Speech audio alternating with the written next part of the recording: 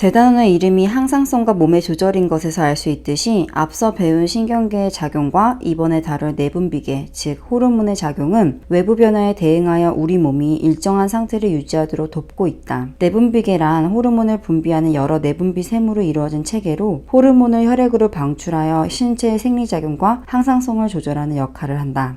호르몬은 다음과 같은 특징을 가진다. 내분비샘에서 생성되어 혈액 조직액으로 분비된다. 대비되는 개념으로 외분비라는 것도 있는데 땀샘, 침샘, 소화샘 등 몸 밖으로 분비할 수 있는 분비관이 있는 것이며 내분비는 별도의 분비샘이나 분비관이 없다. 호르몬은 혈액을 따라 이동하다가 표적세포나 기관에만 작용한다. 예를 들면 생장 호르몬은 뼈와 근육에 작용하고 항이뇨 호르몬은 콩팥에 작용하는 것처럼 말이다. 호르몬은 미량으로 생리작용을 할 수 있으며 부족하면 결핍증, 과잉하면 과다증으로서 생물의 형질을 변화시킬 수 있다. 또한 호르몬은 척추동물 간 호환이 가능하다. 내분비계와 신경계는 모두 항상성을 유지하는 데 중요한 역할을 하지만 이들이 정보를 전달하는 방식과 작용 특성에는 여러 차이가 있다. 먼저 전달 매체의 차이를 살펴보면 신경계는 전기적 신호와 신경 전달 물질을 통해 정보를 전달한다. 신경세포를 따라 전기 신호가 빠르게 이동하고 시냅스에서는 아세틸콜린이나 도파민 같은 화학적 전달 물질이 방출되어 다음 세포에 신호를 전달한다. 반면 내분비계는 호르몬이라는 화학물질을 혈액에 직접 방출하여 온몸으로 퍼뜨린다. 이처럼 신경계는 신경세포와 시냅스를 통해 내분비계는 혈류를 통해 정보를 전달한다는 점에서 뚜렷한 차이를 보인다. 전달 속도 역시 차이가 크다. 신경계는 전기신호 덕분에 매우 빠르게 작용하여 거의 즉각적인 반응을 일으킬 수 있다. 예를 들어 손이 뜨거운 물체에 닿았을 때 빠르게 손을 떼는 반사는 신경계 덕분이다. 반면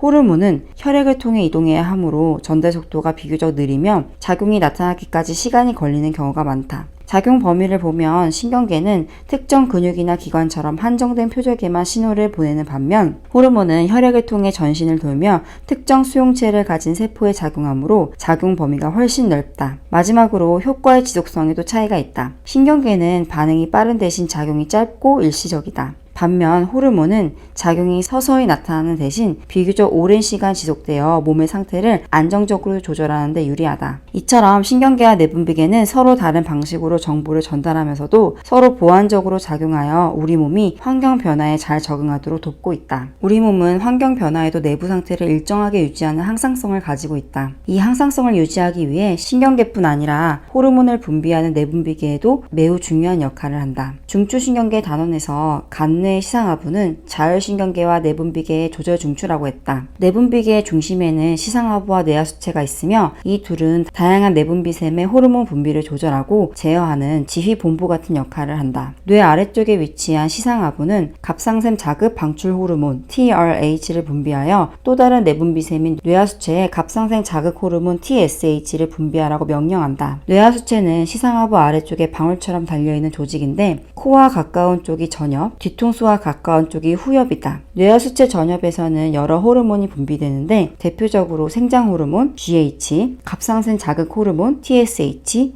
부신거질 자극 호르몬 ACTH가 있다. GH는 성장과 관련된 호르몬으로 뼈나 근육뿐 아니라 간에서도 단백질 합성을 촉진하고 지방을 분해하는 역할도 한다. 뇌하수체 후엽에서는 항이뇨 호르몬 ADH가 분비된다. 항이뇨 호르몬은 이름처럼 이뇨를 억제하는데 콩팥을 표적기관으로 작용하여 수분을 다시 흡수하도록 도움으로써 체내 수분의 체외 방출을 억제한다. 이 작용은 혈액의 삼투압을 낮추는 데 중요하다. 한편 뇌하수체 전엽에서 분비된 TSH는 목의 앞쪽에 있는 내분비샘인 갑상샘을 자극하여 티록신을 분비하게 한다. 티록신은 간과 근육 등을 표적기관으로 하여 그 기관 내 세포들의 세포호흡을 활발하게 하여 열을 발생시킴으로써 체온을 유지하는 데 중요한 역할을 한다. 이 호르몬이 부족하면 몸이 쉽게 피로해지고 추위를 타게 된다. ACTH는 부신이라는 기관의 겉부분인 부신 겉질을 자극하여 당질 코르티코이드를 분비하게 한다. 이 호르몬은 간에 저장되어 있는 글리코겐을 포도당으로 분해하여 혈당을 높이고 스트레스 상황에서도 에너지를 안정적으로 공급할 수 있도록 돕는다. 스트레스 상황에서의 신체의 변화에는 부신 속질에서 분비되는 에피네프린도 역할을 한다. 에피네프린은 심장 박동을 빠르게 하며 간에서 글리코젠을 포도당으로 분해하여 혈당을 올리며 간과 근육에서 세포호흡과 같은 물질 대사를 증가시켜 체온을 높이는 작용도 한다. 이자에서는 혈당 조절에 매우 중요한 두 호르몬이 분비된다. 식사 후에는 이자의 베타세포에서 인슐린이 분비되어 간과 근육에서 포도당을 글리코젠으로 합성하여 저장하게 함으로써 혈당을 낮춘다. 반대로 공복 상태에서는 이자의 알파세포에서 글루카곤이 분비되어 간에 저장되어 있던 글리코젠을 포도당으로 분해해 혈당을 높인다. 마지막으로 난소에서는 에스트로겐, 정소에서는 테스토스테론이 분비되어 각각 여성과 남성의 2차 성징과 생식기능, 근육 발달 등에 영향을 준다. 이처럼 내분비샘은 몸 곳곳에 있으면서도 서로 긴밀히 연결되어 작용하며 간, 콩팥, 근육과 같은 주요 기관에서 물질 대사와 체내 환경 조절을 정교하게 이끌며 항상성을 유지하고 있다. 우리 몸은 항상성을 유지하기 위해 정교한 조절 체계를 갖고 있는데 그 핵심 원리는 음성 피드백과 기량작용이다. 음성 피드백은 결과가 원인을 억제하는 방식의 조절이며 어떤 변화가 생겼을 때 그 변화를 되돌리려는 방향으로 작용하는 방식이다. 예를 들어 티록신 분비 조절 과정을 살펴보면 다음과 같다. 몸의 대사율이 낮아지면 이를 감지한 뇌의 시상하부에서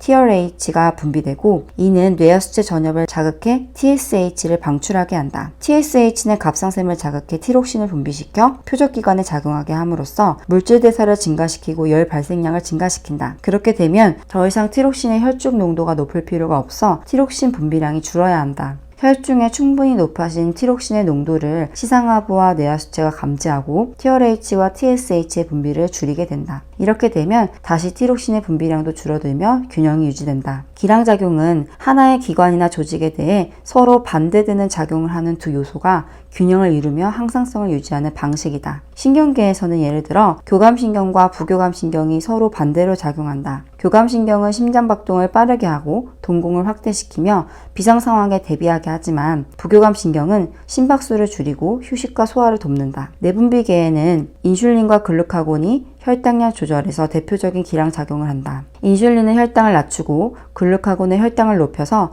서로 반대로 작용하면서 혈당을 일정하게 유지시킨다. 이처럼 음성 피드백과 기량작용은 몸속 조건이 너무 높거나 낮아지지 않도록 서로 견제하며 균형을 유지하는 데 중요한 역할을 한다.